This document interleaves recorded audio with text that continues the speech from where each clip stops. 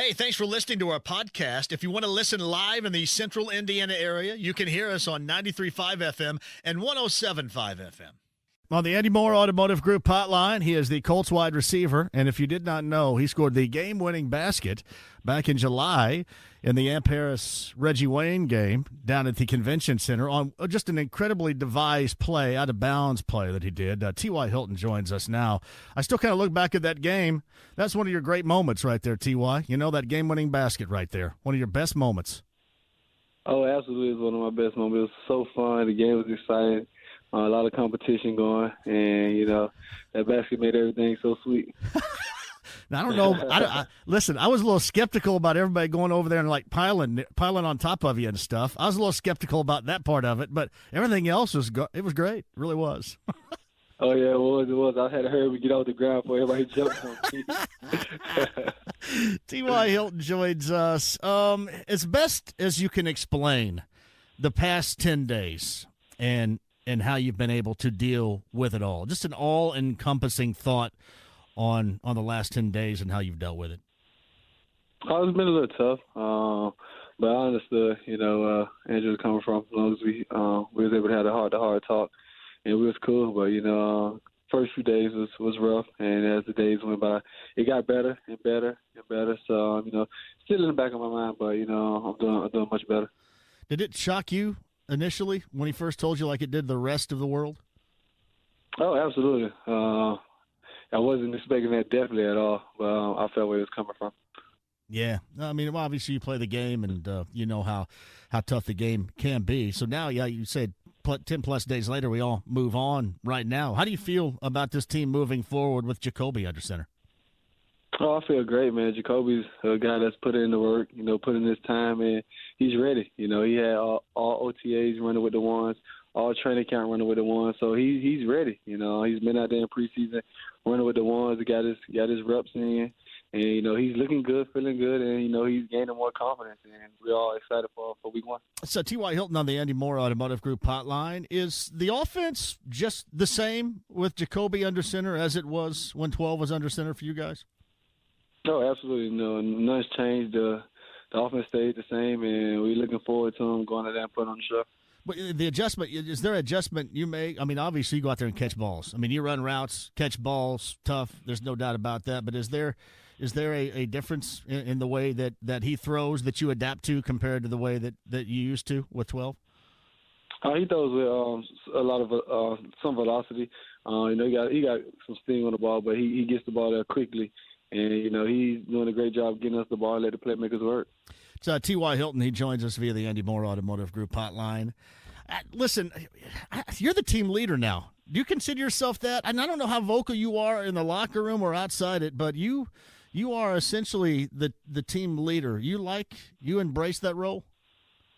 Oh, yeah. I mean, I don't have much of a choice now, you know, since Andrew's gone. So, you know, I'm the leader, and guys look up to me to be that leader. So my job is to go out there and lead the way and show these guys what coach football is all about. You lead by example is what you just explained to us. Are you very vocal? Can you be vocal? Oh, yeah, I can be vocal, but I'm more go out there and show the guys how it's done, and they follow my lead. It's, when's the last time you were vocal? That makes me curious. When's the last time you got vocal? I pretty much do it mostly at either halftime or before the game, and just get guys involved, get them ready, get them up for the game, and that's about it.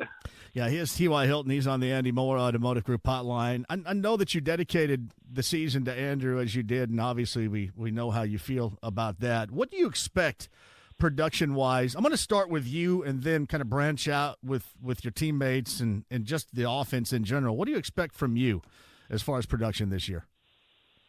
Just go out there and just be me, continue being me. You know, Jacoby's doing a great job getting me the ball, so, you know, and the coach is doing a great job scheme-wise of scheming me up and getting me open. So, for me, you know, I should be at the top. You set goals for yourself at all? Do you look at numbers, or do you just look at it as wins and losses? I don't really set goals. I just go out there and play the game and try to lead my team to victory. How often do you look at that how you're doing, how you're progressing over the course of the season? Just going off the wins and losses and what I did to contribute, whether it was good or bad, how my play was for that game and determining the outcome of the game. So that's how I grade myself. All right, you got some teammates now, new teammates, Devin Funchess being one, obviously, on this team right now. What do you expect from this offense? How good do you think, T.Y., this offense can be in 2019? Oh, this offense is going to be really, really good. We have a lot of weapons, at the running back position, tight ends, receivers, and then the O-line up front. They're doing a tremendous job of giving the quarterback time. And so, our offense is going to be scary, and, this is probably the best team that we're going to have. What do you like the combination? I'm the Nick's the OC. Frank, obviously, with the offensive background, is making the calls. How's that dynamic work, coming from the start of last year to now? How is that to work for as far as your offense is concerned? Oh, their dynamic is awesome. They teach guys, the why we're running this play, why we're doing it versus this look, what the defense is going to be in. They break it down to the T that once we're out there, we'll know what the defense is going to do, and it allows us to play fast. And we go over the game plan, we walk through it, and then we go out there and practice it. So we actually go over like 2-3 times before we actually run it. So it's going to be good. A lot of people, and T.Y. Hilton's on the Andy Moore Automotive Group hotline, kind of look back at the preseason, and I think we know what the players feel like as far as there being too many games. Can you be adequately prepared for the season with doing what you guys did in those joint practices against the Browns and no games and 2 games? What do you think about that whole dynamic working there? Is there just too many preseason games, and would you rather be able to just work on what you guys are preparing for the season, like you did with the Browns, or just behind closed doors as usual? Me personally, it don't matter. I'm not a big fan of joint practices because all we do is fight. And we're not getting much work done. So the time we don't fight, we getting good work, but most of the day fights keep breaking out and guys don't want to practice. So, that's the only tough part about joint practices. But other than that, I don't really care about the preseason games, whether it's 2 or 4, But I feel like you need at least 2 games of preseason to actually get back into football. It has been described by many, including me, that you have had a great camp, or you had a great camp now leading up to the start of the season coming up on Sunday. Would you agree with that? And how do you think that you've come along as far as camp and now preparing for that game Sunday? Oh man, camp was my best camp I ever had, and my body wise, I felt great. I was out there, doing what I do best and going out there making plays and having my offense move the ball, and I felt great, and the coaches realized that, and that allowed me not to go out there, in the preseason games and play, because I was having such a great camp, so. That was good. So, I finally look forward to finally go out with my teammates on week 1. How difficult was that to see what happened to Reese on the field 3-4 weeks ago? Oh, it was very tough, very difficult, man. A guy with that caliber putting in all this hard work, you seen him in OTAs putting in the work, and then training camp putting in the work, and then he go out there, week 1 and just go out there and ball, and you seen it from his production. Then he go out there and practice. And something like that happened, unfortunately. It was very sad. Guys was crying. You felt bad for him because he was having such a great camp. Besides myself, it was him and Dion, the next 2 guys that was having the best camp. So, for that to happen, it was very tough. So, T.Y. Hilton with us. You mentioned just moments ago that all you guys normally do in those joint practices is fight, and boy, that changed the demeanor, the dynamic completely right then. There was nothing being said, nothing after that. Everybody just kind of. You settled into reality a little bit, I think, didn't you? Oh yeah, absolutely. Because when something like that happens, you don't want stuff like that to happen, and both teams just coming together and just praying for him and helping that he gets better, and that shows that we all care about one another.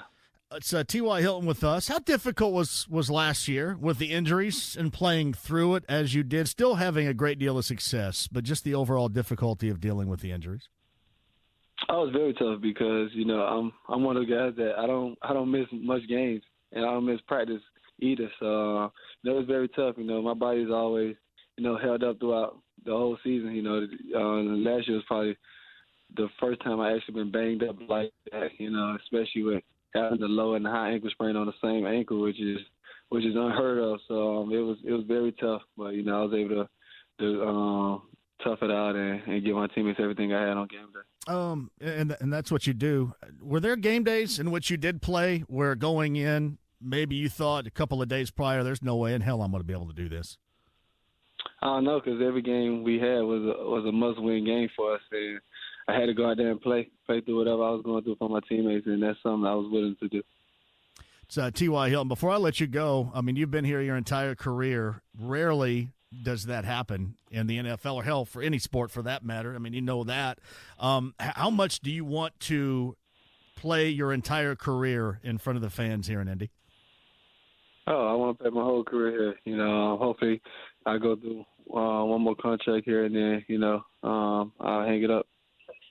You ever thought you would embrace? I'm kind of curious. What do you think about Indianapolis before you ultimately got drafted and ended up playing here? Did you ever thought, I want to spend my entire career in Indiana? Did that ever cross your mind?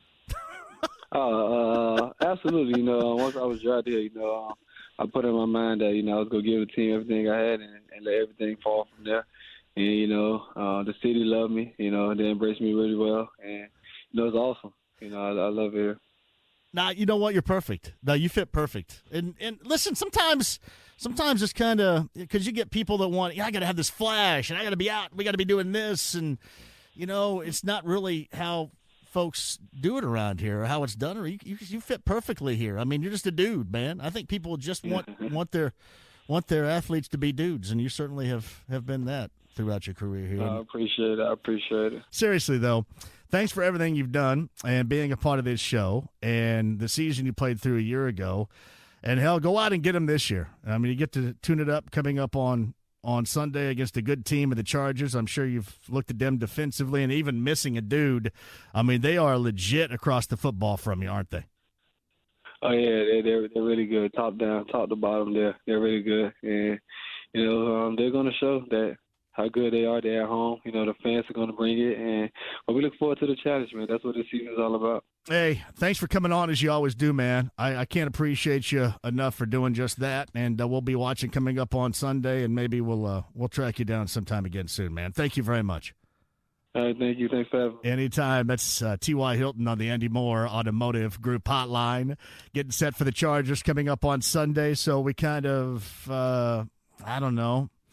put a wrap on some of the Andrew Luck stuff and getting set for the Chargers coming up on Sunday. T.Y. Hilton of the Colts wanting to be here forever on the Andy Moore Automotive Group hotline. We'll respond to that, come back, give you a chance to win some stuff, and set you up for tomorrow at Indiana Grand. That's coming up on the other side next.